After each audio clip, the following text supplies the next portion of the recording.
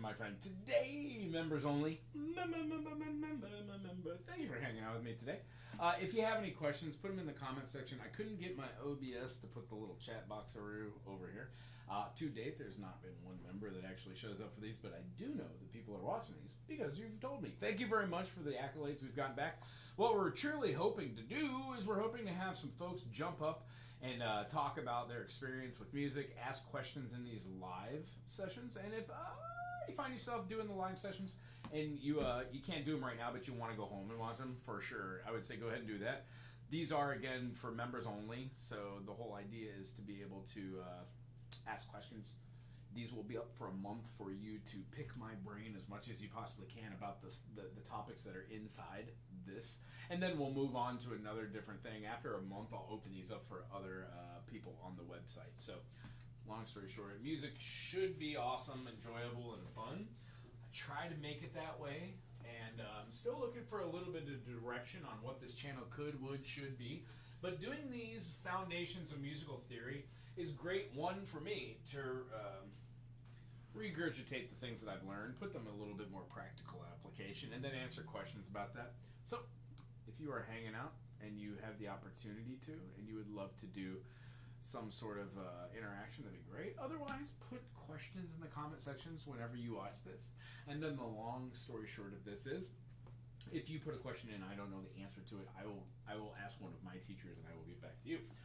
The stuff that we're going to be talking about today is going to be notation. Now, the foundations of music theory that we've done in these members-only videos have covered a broad gamut of different ideas. But the one broad range that we have that brings us back together is that music fundamentals are exactly what they sound like.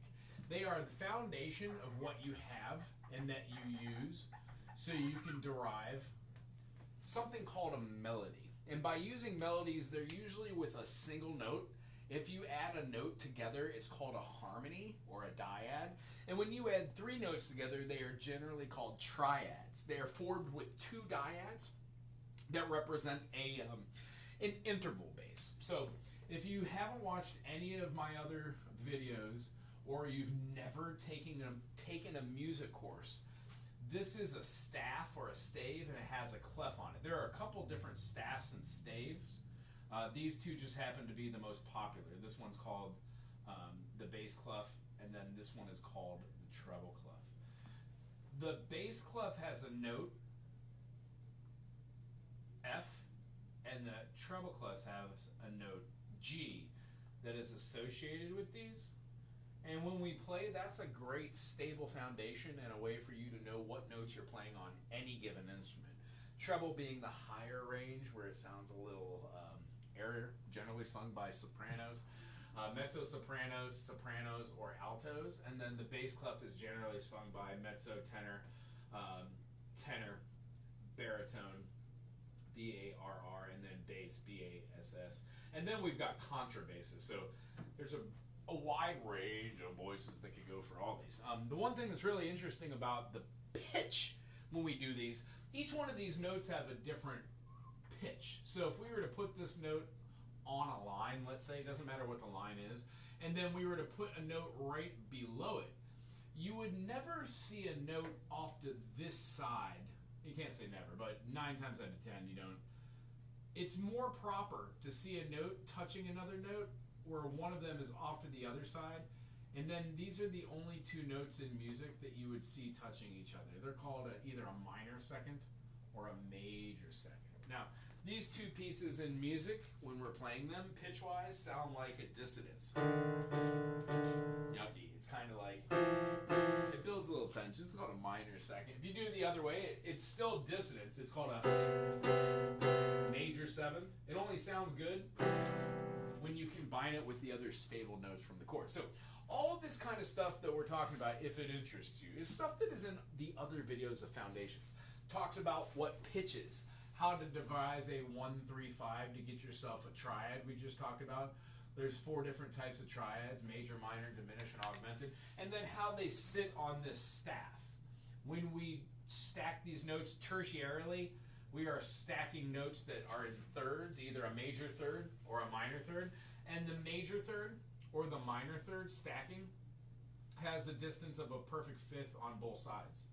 When we do these and we alter them for these three different kinds, we would get like a 1 flat 3 flat 5, 1 flat 3 flat 5 is a diminished, 1 flat 3 5 is a minor, and then 1 3 sharp 5 is a augmented. So when we build these chords, we have pitches. These pitches move together on the staff, and then the notes that we put together, they become melodies, they become progressions, and they have like a family of chords. With those family of chords, I often talk about something called the circle of fifths.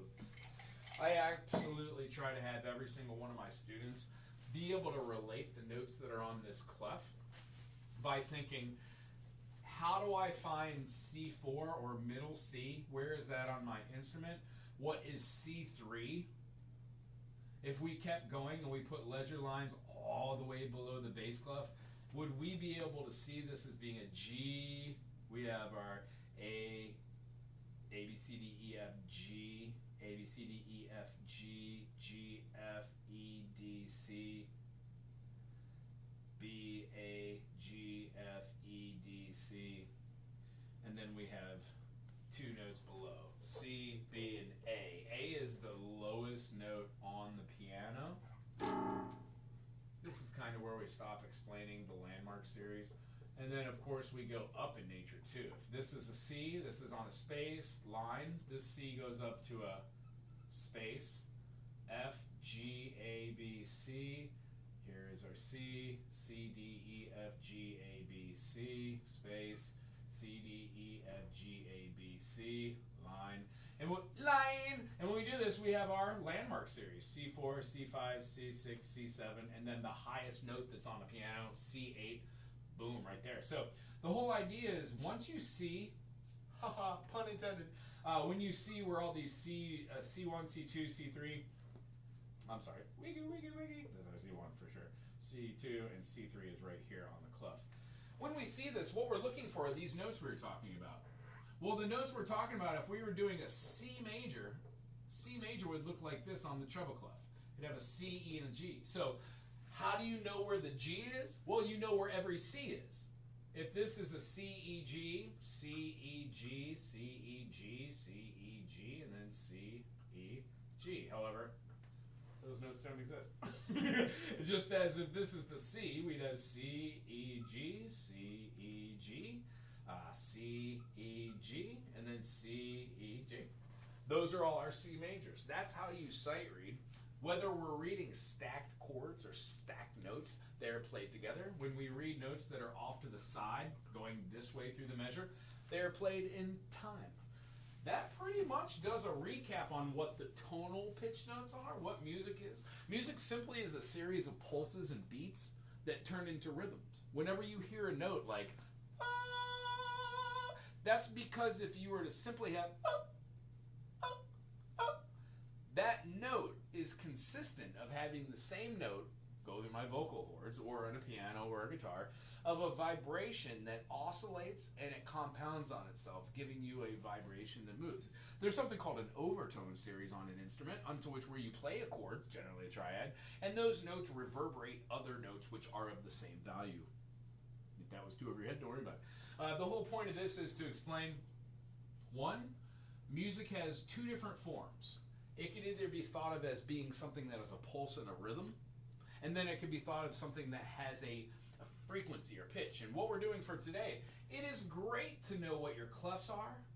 When we're talking about our clefs and we're going through all of them, we are simply talking about different ways to see where the notes are. In actuality, most people use only two different clefs. One is called the treble clef, one is called the bass clef. However, there are a multitude of different clefs. You can take the same 5-note system and from right here, put this here, and boom, and this is now our soprano clef, right? It would allow us to move down our systems of seeing these having more than just our typical notes and lines. We'd be moving this down from our bottom notes here, and our bottom line would be where our note would go. If we didn't want to have it as a soprano, and we wanted to use the same 5-note staff system as a measure, we could do mezzo-soprano going up. When we go up, and the mezzo-soprano would have its note right here. we would simply have our line being moved to being right here. This is the B, the clef. When we're going up for another clef, if we wanted to do the alto clef, we would move it up. Now, to my knowledge, this alto clef is the one that is the most predominant throughout history. It would be the one where you would read your C on the middle line. And then you would just be moving this note up and down. This is the C clef. The C clef can move up and down on the staff depending on the range.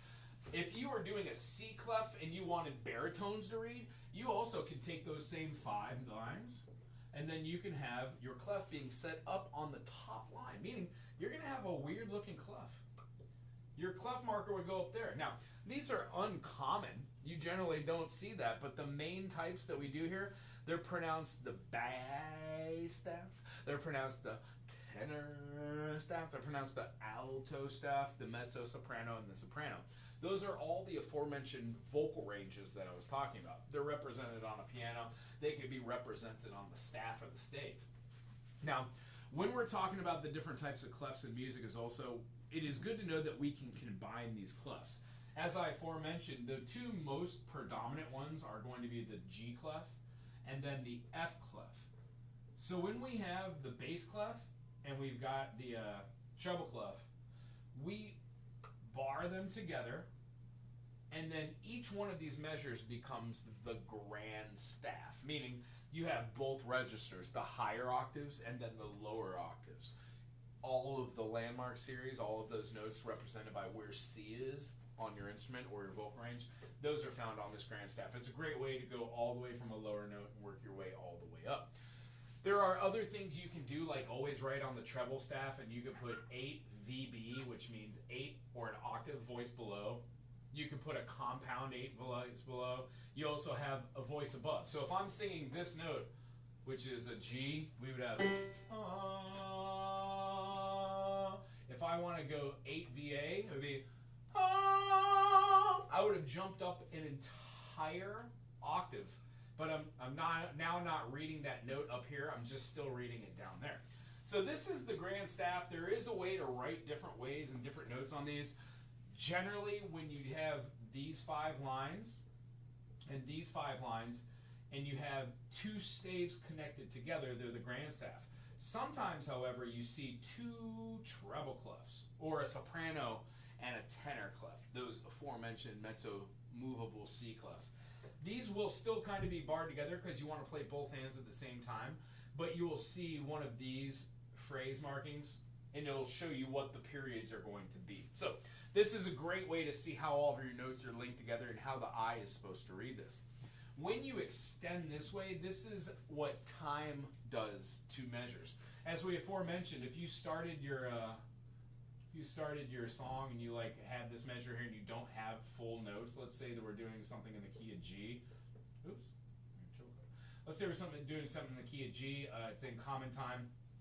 And then we're just going to start it off with having a half note here, and then we're going to be having a full note rest here.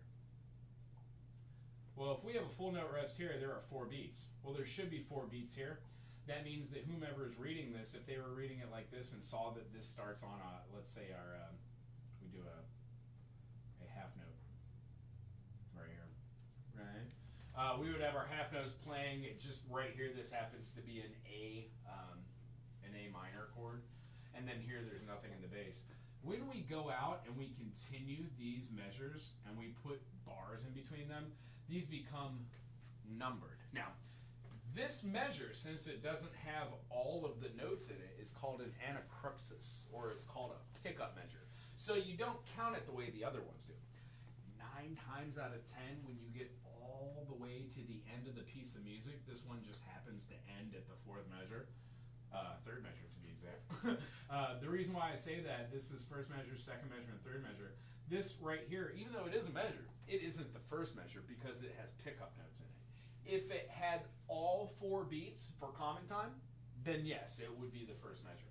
If we're ending here, most likely if this has 2 beats, this last measure is also going to have 2 beats.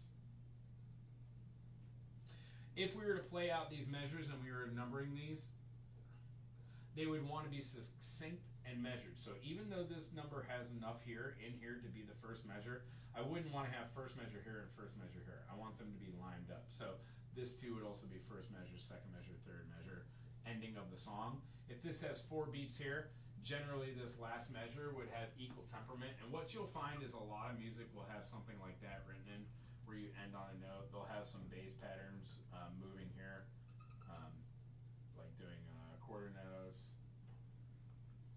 If we're doing cut time 2-2, this would be a full measure. We would then move these back. This would be measure 1, 2, 3, 4. These are ways that you kind of just mark out where you're at. So if you're talking to somebody, you can say, we are in measure 3, and we're doing a pickup to hear what 4 sounds like. 1, 2, 3, 4. And you would play that note there. So the notes that you play on here when we're talking about pitch on the staff for reading, they have tonal values. They are relatable to themselves.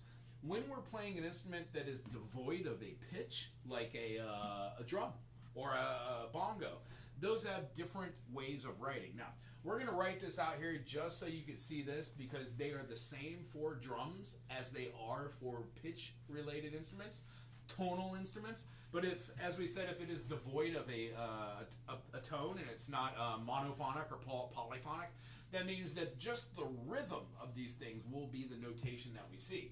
They will be the things we put on the clef. And as far as reading drum notation, we're going to get to that just in a second. But as far as our clef goes, I want you to see what all of our different notes and how those notes work together. And then there are associated rests. So our notes are over here. And again, I've already done this in another video, but this is a recap. So when we get to the drums, we're reading the percussion clef. We are capable of reading the notes. Our notes are as starts. We have a whole note, and then we have a whole rest. As you already saw, a whole rest kind of looks like a top hat, but it's mostly just a square box, and then the line makes up that top concept of the hat, I guess. When we divide this whole note into 2 equal sections or parts, this becomes our half notes. Our half notes are exactly what they sound. They are half of the beat. 1, 2, 3, 4. These are the beats of 1 and 2. This is the beat of 3 and 4. Just like this only has like a 1, 2, 3, 4, 1. It's the whole portion. When we divide these into equal parts, we also get quarter notes. Our quarter notes are different than our half notes because now they have a filled in note head, meaning they've got just a little bit of shading or coloring to where there was a devoid or open hole. After we do our quarters and half notes, we then keep the process of division going. Now these next notes are called eighth notes. They also have filled in note heads.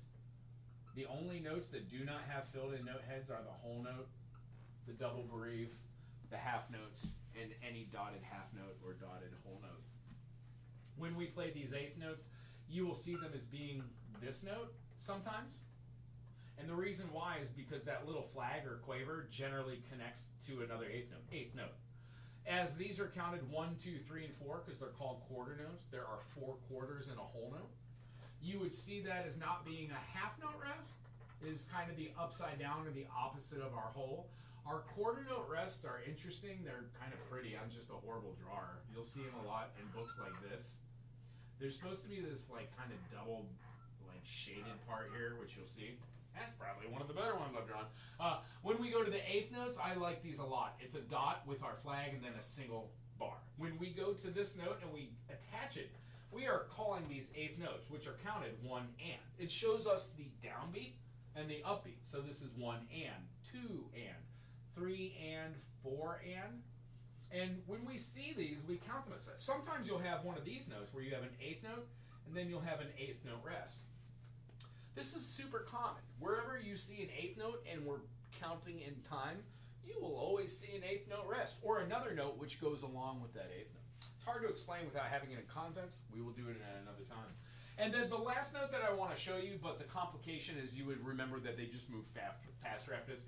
We would have 16th notes, 32nd notes, 64th notes, 128th notes. These are really important when doing drums. 256 notes, I guess. I'm not capable of doing either of these on drums. But that doesn't mean you can't have fun. When we're doing this, we just simply add balls and quavers to our line. This is a 16th note rest. 32nd note rest would have 3. 64th, of course, would have 4 beams and down, and then so on and so forth. A 128th would have 5. Get a little lazy at the end. And then lastly, we would have 6 that move on here. When we have our 6th one, these are what we would visualize as being 256 note rests, which is ridiculously interesting because if you have a strain of notes that are like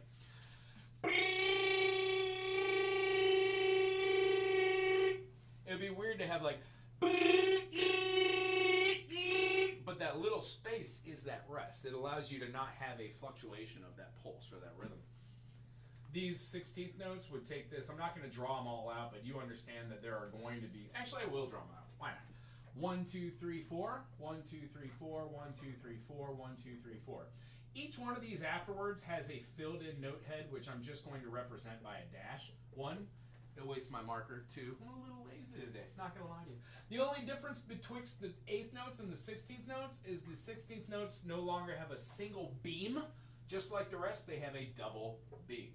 When we go to our 32nd notes, we find ourselves having the same notes written. They look like our 16th notes, right? But now rather than having a single beam or a double beam, are you a smart cracker out there? You have 3 beams. These 3 beams are representative of the 32nd notes, and you will start to have these associated with these. Again, when we keep going here and we do our 64th notes are going to be 4 slashes down, 4 slashes over, and then my lazy filled-in note heads. Let's see if I can go fast and be nice. The more you do this, the easier it becomes. I've got a lot of students that they could draw cats and dogs and everything. I can't do that, but notes are hard and they're weird. So after we do our 32nd, our 64th, of course our 128th notes are going to have 5. When we do 1, 2, 3, 4, 5, they seem a little squished together. You want to make sure that you have equal length. These are all the same. Now, I've only played 1 or 2 pieces of music that actually have these notes in them for pitch instruments. However, they are in there. If you start doing extremely complicated music, they will be there for sure. And then the last notes that we have how many beams? Gee golly whiz, 6 beams. These are going to be our 256 notes.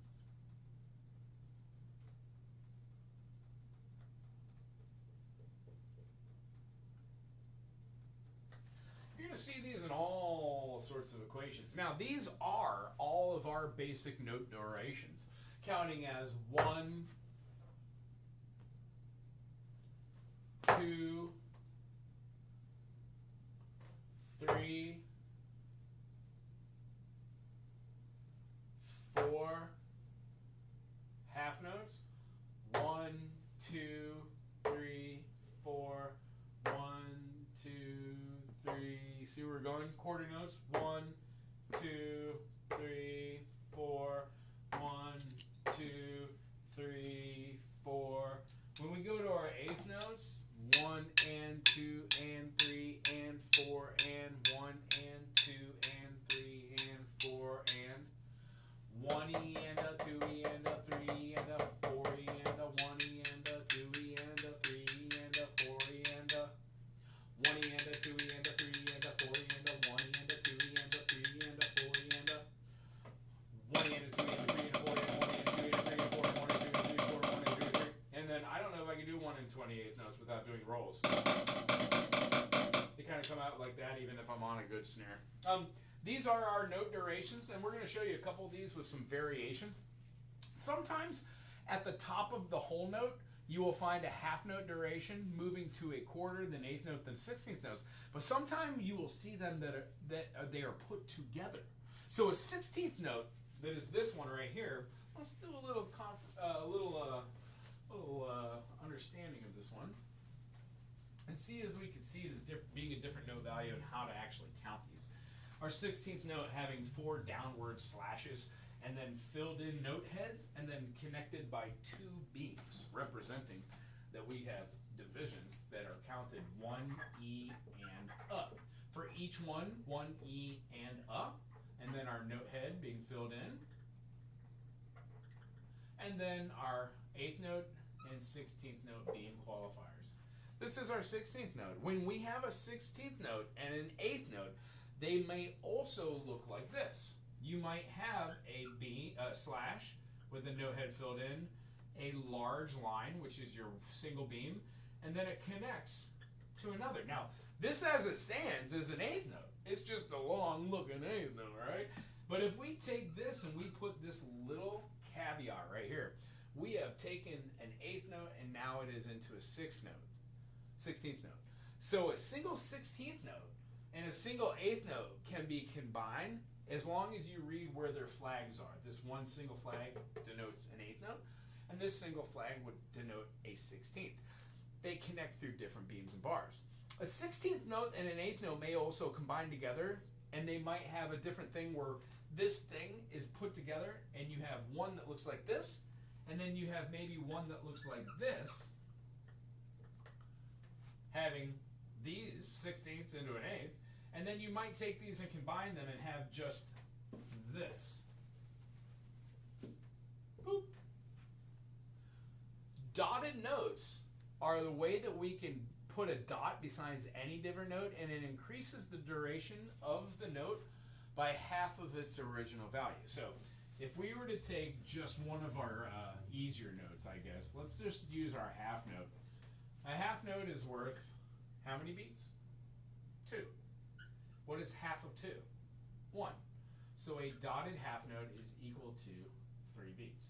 And it's kind of like looking at it this way. If you look at a half note and you attach it using a legato sign and put it to a quarter, you also equal half plus 1. 2 plus 1 is 3. So this equals this. It works for all other different notes. Yes, if you see inside of a measure, one measure might be consistent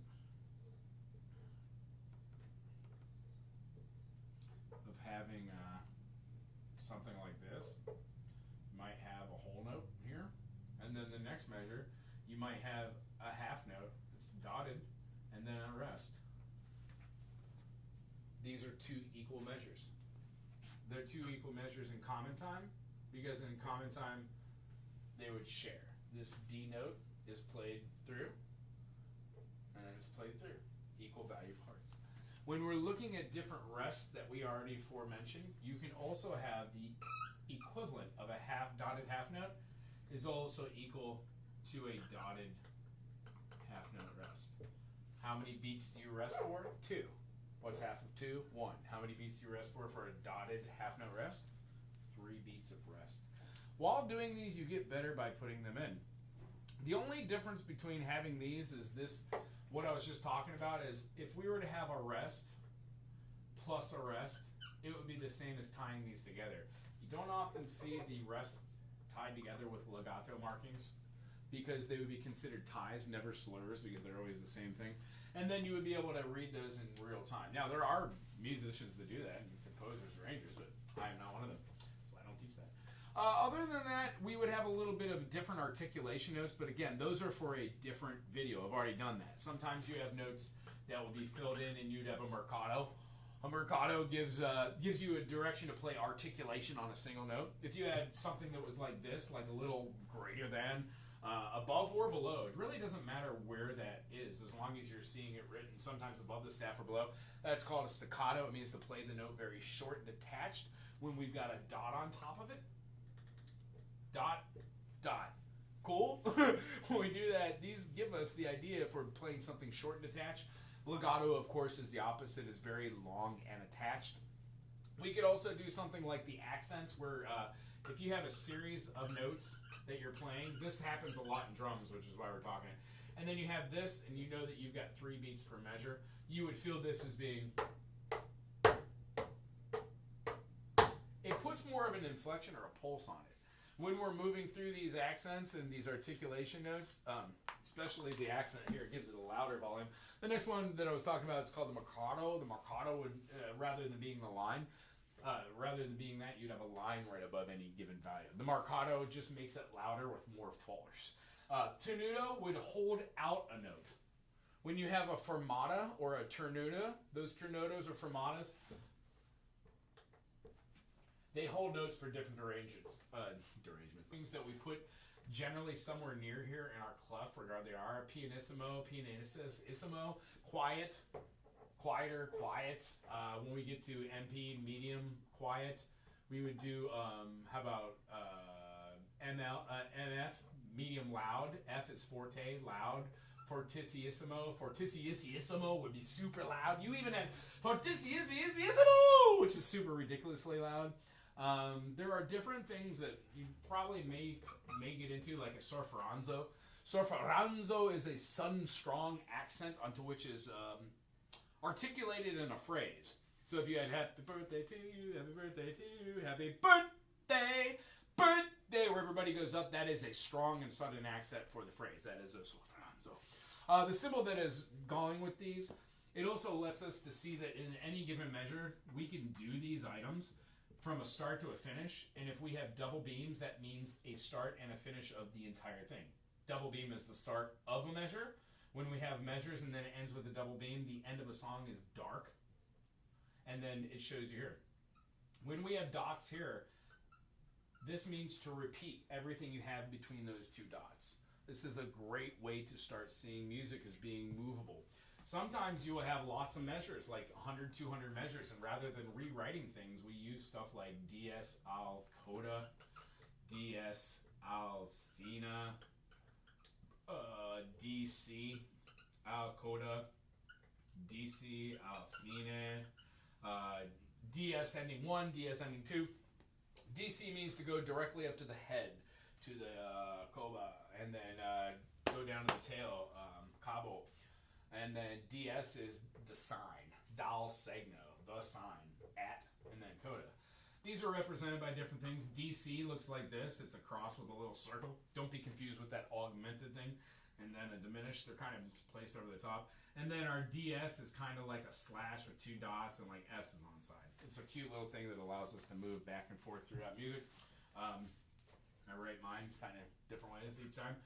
If you do an S, and then you take that S and you kind of put a slash through it, and then put two dots, that is the closest way that you could represent your dal segno, the sign.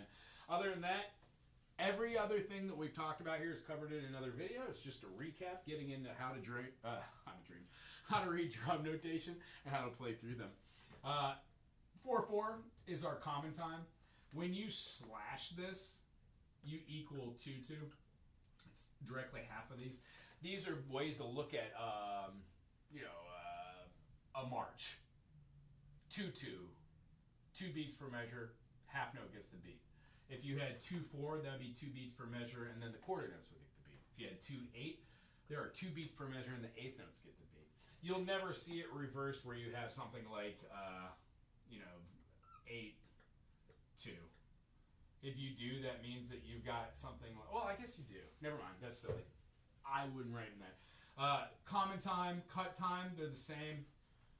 When you take your values, sometimes I read 4/4, 1, 2, 3, 4, and then I just give it a down and an upbeat, 1 and 2 and. In fact, drum rudiments are the best way to do that too. There are other meters that are just not the simple meters. Again, I've already covered these in another video. I would say check those out. Timestamp it, have fun with it.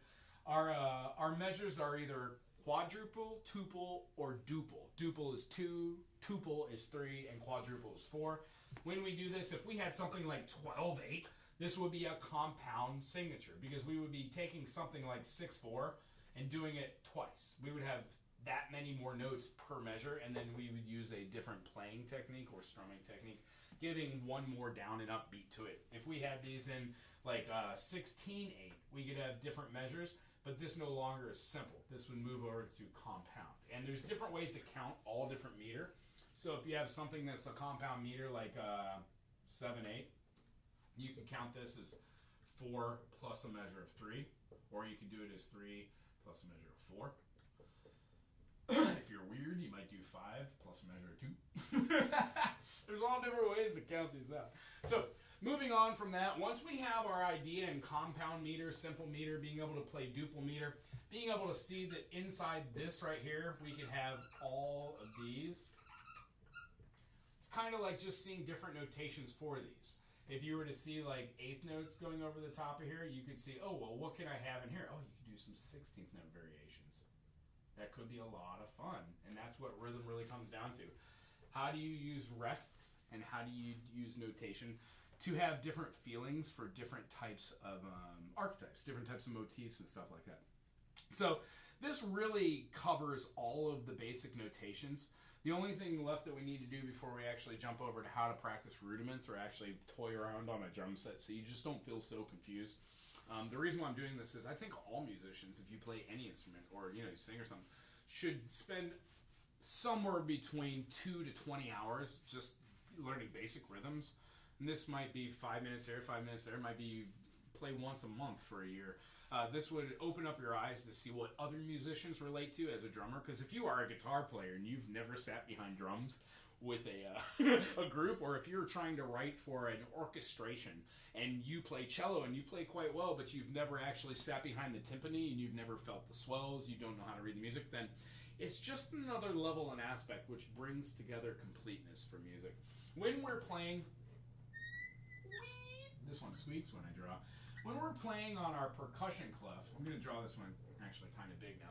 Hopefully you can see this. What I like to do is put a different type of percussion cleffer here. I think that I'm saying too many times. One of the ways we saw the earlier ones was this is our G clef, this is our bass clef, and then what I see as being 2 lines, 2 sticks, is generally how I draw our clef here. When we do this, sometimes you'll see it like this, where you have these 2 lines right here, and that denotes that we're playing our clef. But there's also like a really cool way where you could put like a little sideways meniscus, if you will, and then fill these in. Again, I'm not a drawer. Drawing takes a lot of energy from my brain. I wish I was better at it, and the reason why I'm not is because I do not practice it.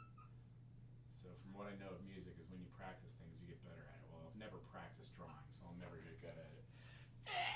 Kind of is what it looks like. Those actually look like 2 little chicken bones to me. However, long story short, this is what our percussion clef would look like. I would probably pull this one back in a little bit more so it's not so vibrant. If you want to look at it as 2 little hourglasses together, you can do that too.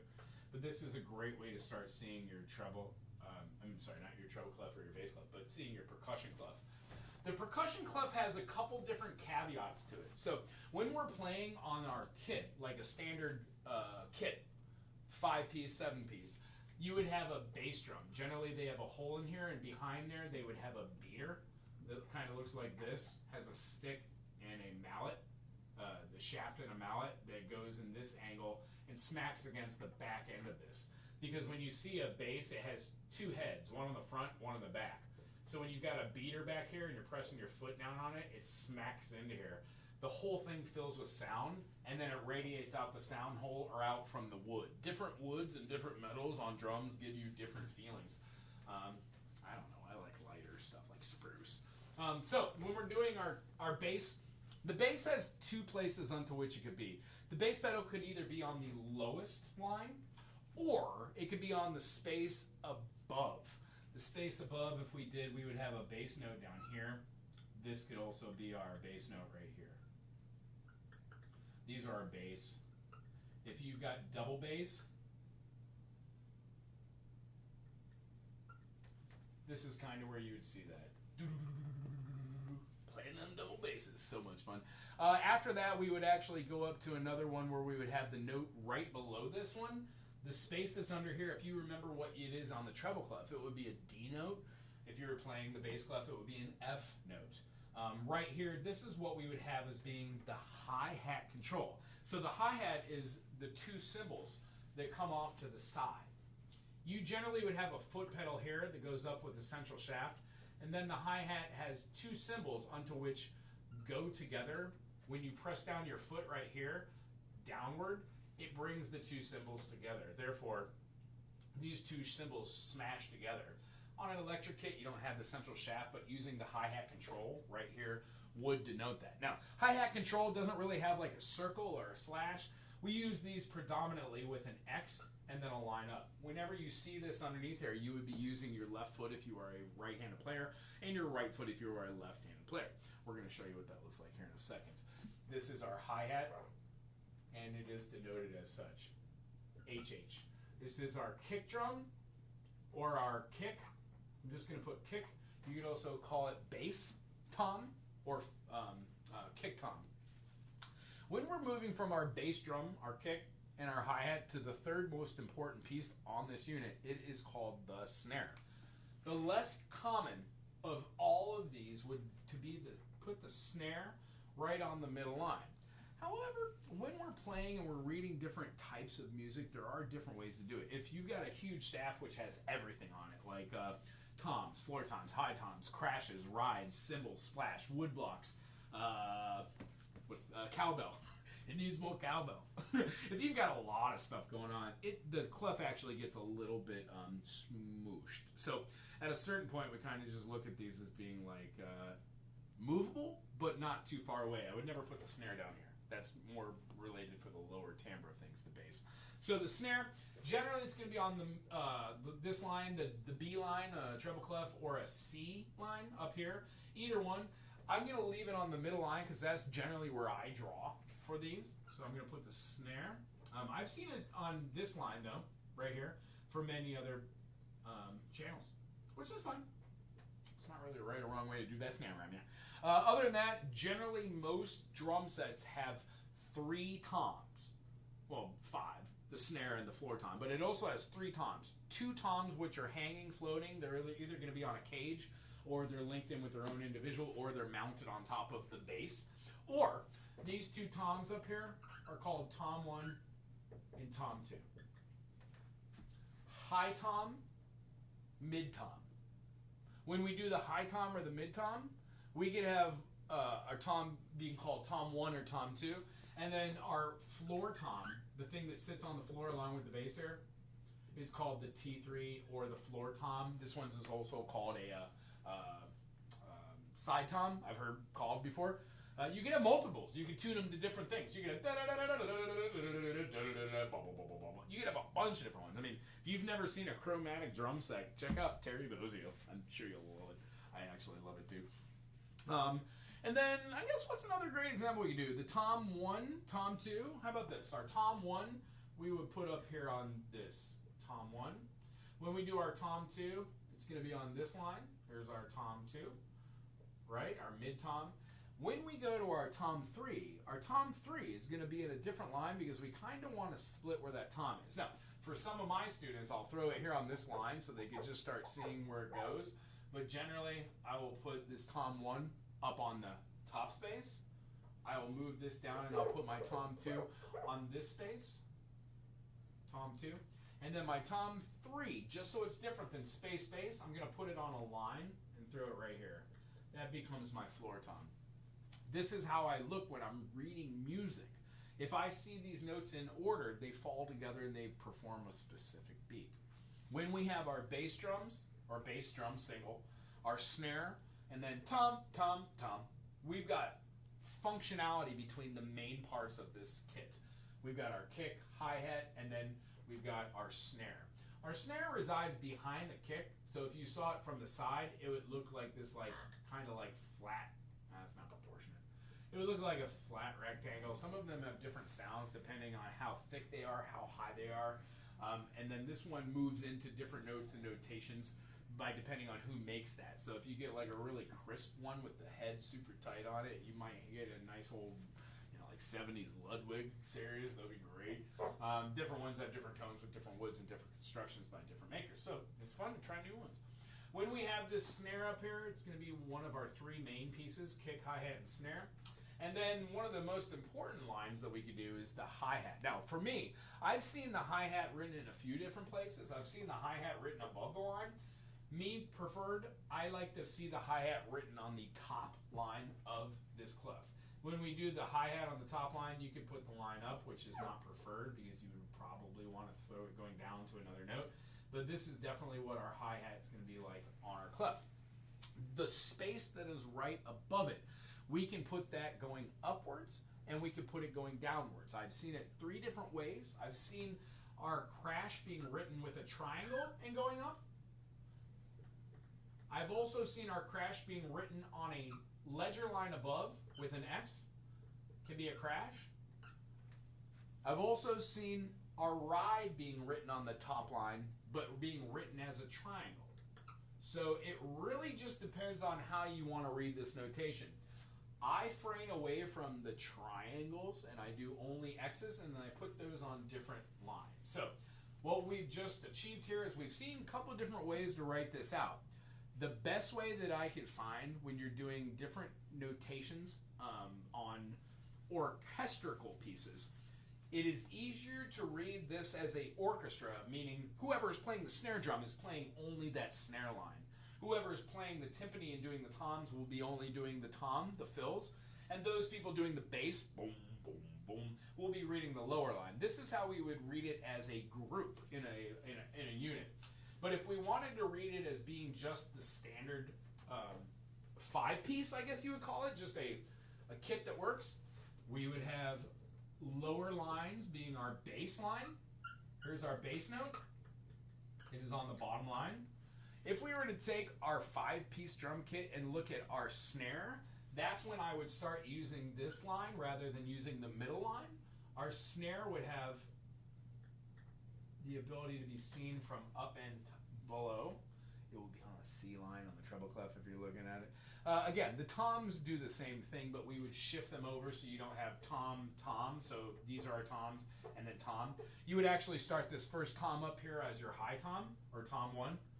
Our next tom, of course, would go down in function. It would be the line right here, tom 2. And then we would skip the snare, and we would go all the way down to this space right here and hit that tom 3.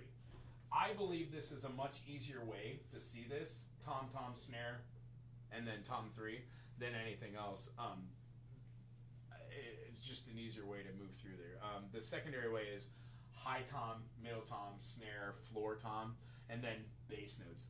Our hi-hat, if we were going to be talking about this, I would say our hi-hat with the foot would still be at the same location. We would put it down here below the clef, right above a ledger. This is our hi-hat control, denoted by HHC, hi-hat control. When we do a hi-hat struck, like you're smacking the high stick, like you're hitting it with your stick, I would say doing that on the top line, or the line that is right here next to our tom could fill. Yeah. Hi-hat right here. This is when we strike it. This is when we strike it and the hi-hat is down. It is closed. If we wanted to strike that Hellcat, if we wanted to strike that, we wanted to do just the bell of that, or to do an open symbol, we would do a circle here, which would denote being playing the open, or it would denote if you put a mark on there to play the bell, it would have a specific direction to do that. Other than that, our crash symbol, as I said, I've seen our crash symbol being done as a triangle for orchestration, but when you're playing a 5 kit, I would say that just being able to see these as having your crash up top here, crash, and then right above our hi-hat would be our ride. This allows us to have 2 symbols, our hi-hat symbol, tom, tom, tom, a snare, a bass kick, and essentially all of our basic patterns will be read as such. Now, I just want to hop over to the side and show you what a basic beat looks like. And if you want to, check out my channel. I've got a couple different drum beats on there. However, I would definitely say go check out the channel Sight Reading Drums. Not only do they have a wonderful gamut of different things you could clap along with, do some sight reading exercises, but there is a plethora of videos, just like my channel. They are highly oriented and focused on one concept, and there is a lot of them. There are a lot of them, so I would say check it out. All the note names in this sections can change, but there are different dynamic accents as we were just talking about. On drums, if you see a bar over something, it means to play it lightly. If you see a accent over the top of it, it means to play it medium lightly. And then definitely, if you see this upward like tenuto looking guy, or not tenuto, Mercado, you're definitely going to play this hard with a lot of interaction. All right, having said that, let me draw out just a basic beat, show you what the measure looks like, and then we could go over to the kit and show you how to practice this idea. Here is our staff. Here is our measure. Here is, I guess you would call it our percussion clap. See, not a drawer. Perfect. There is no time signature here, so it's in 4/4 or common time. I'm going to go ahead and draw 4 X's up on that top. I'm going to put an X on the bottom and an X on the middle. Now, I could have written these out with the circles. That would have been fine too. I'm going to have a closed hi-hat being played with a bass, so I'm going to mark them together. There's going to be this. It's our hi-hat by itself. We've got a hi-hat played with a snare and then a hi-hat by itself. First beat, second beat, third beat, fourth beat. If you are counting the ands in between, it also helps you with note placement. And then being able to do this from start to finish, putting my repeat here, and then making this double beam.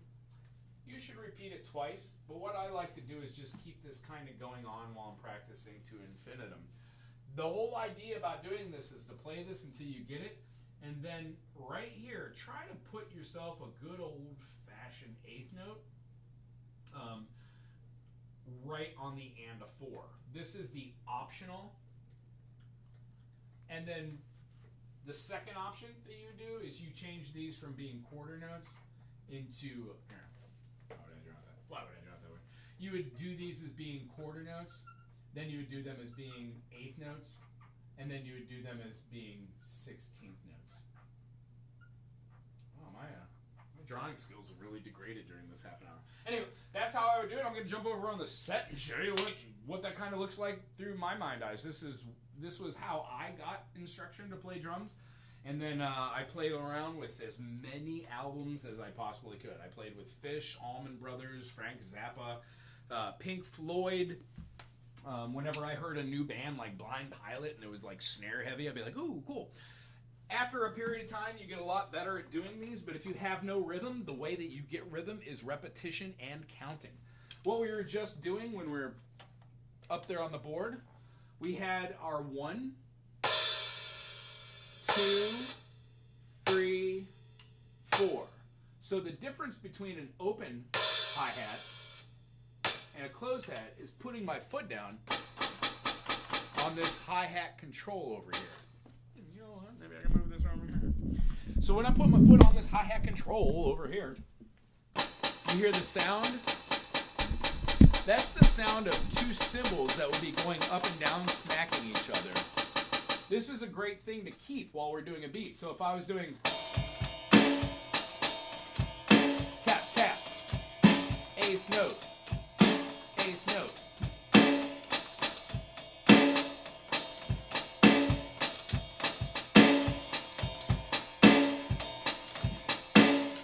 Swung eighth there.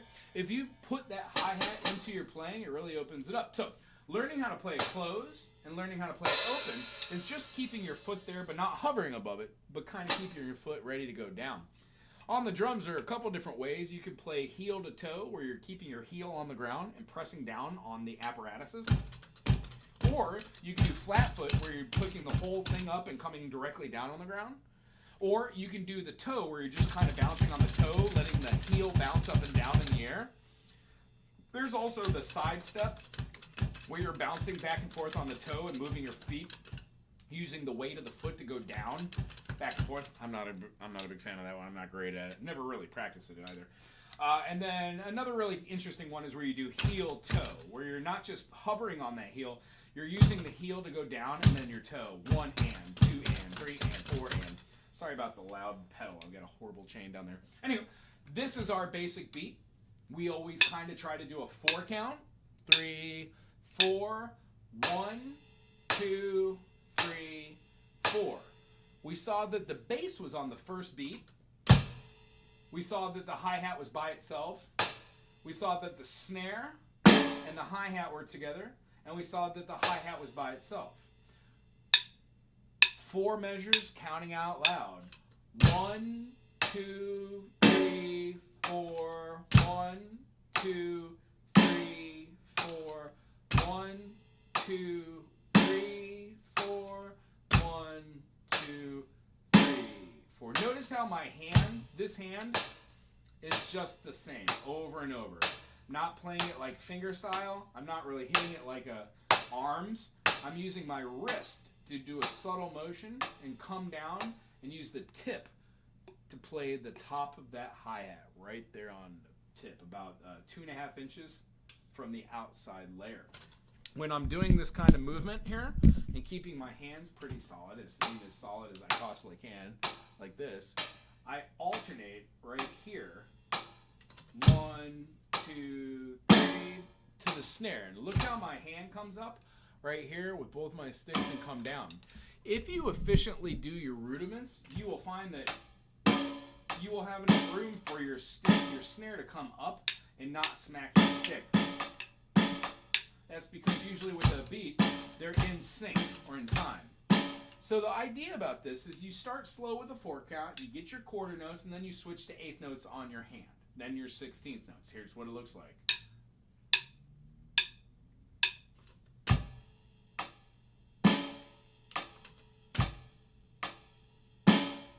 I always try to do these in measures of 4. Here's our last one. Now we're going to do 8 notes. 1 and 2 and 3 and 4 and 1 and 2 and 3 and 4 and 1 and 2 and 3 and 4 and then 16ths. There you are. 1 and a 2 and a 3 and a 4 and a 1 and a 2 and a 3 and a 4 and a 1 and a 2 and a 3 and a 4 and a 1 and a 2 and a 3 and a 1. This is how you practice the practice of practicing. You get really good at doing all the different rhythms with this, and then put them into practical application.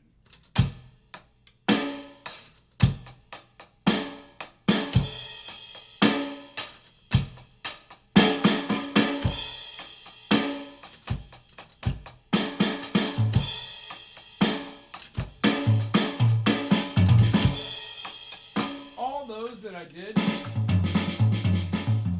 are the notations that we put on the board. The way I was trying to talk about is if you can do your basic beat with your quarters and you have the bass on the 1 and the 3, when you switch that to the 1 and 2, you're giving yourself a one-time beat. It's the same beat, it's just going twice as fast. Right? So listen to these two together.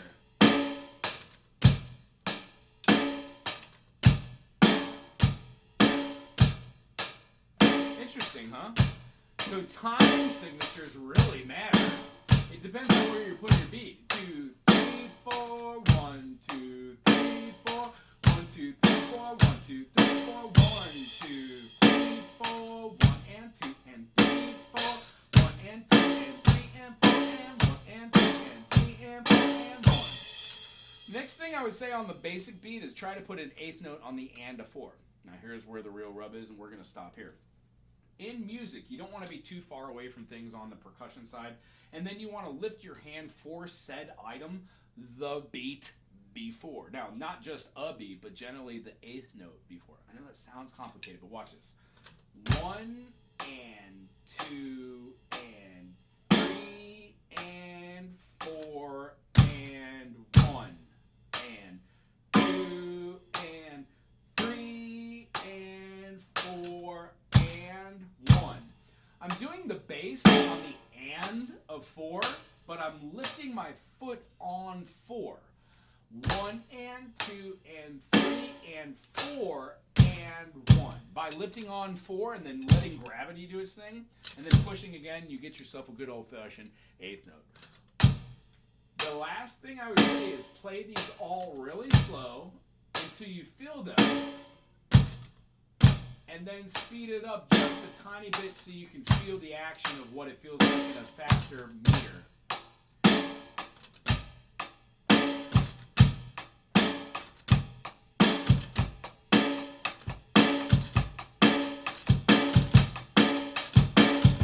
You can speed it up till you get it, and if you fall apart, go slower. The next thing I would say is being able to do all these different things with some sort of rudiment. Here's a great first rudiment to learn. This one's called a flam. It has a small ghost note or an 1/8 note right before an accented 1/8. You would have that twice maybe, or you can do it once and then start your 1. That's my 1. 1, 2, 3, 4, 1, 2, Now with the flam. 1, 2, 3, 4. 2, 3, 4. 1, 2, 3, 4. And 1 and 2 and 3, 4. Eighth. Subdivided two-handed 16th notes.